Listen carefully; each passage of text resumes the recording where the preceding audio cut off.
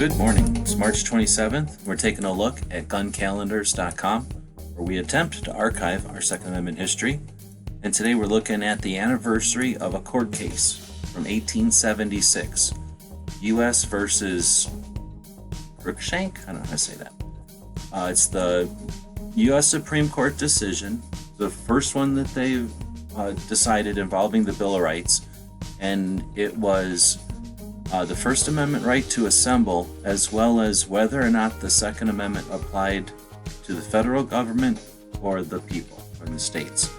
And it ruled that the Bill of Rights, that the Second Amendment, applied only to apply to the federal government. And I'm not an expert on this, and part of what we do here, these updates and with the posts over here, is to create conversation and to evolve all of our knowledge. So if you know more about this, please chime in. But from what I understand, this is what's used to allow the states to infringe, or what would seem like, on this Constitution. But according to U.S. versus Cruikshank in 1876, the Bill of Rights applies as a preemption from the government infringing on us, but it doesn't apply to the states or each other. And I think that's what happened.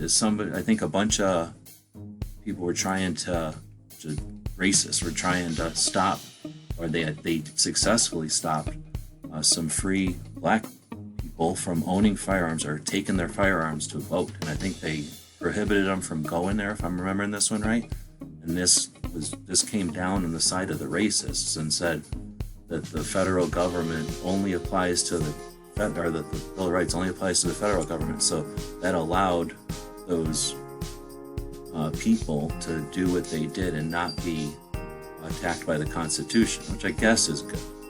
But often these things are, most horrible people are picked to champion some of these rights and freedoms. So I might be getting this all mixed up. Let me know in the comments what you think.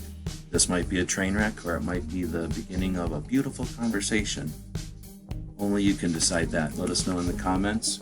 I want to thank our Patreons, not for the train wrecks, but for the train, and for the ability to drive this train through our Second Amendment culture and community, so we can share it with ourselves now and with our future via the internet.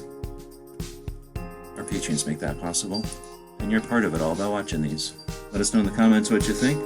As always, thanks for watching.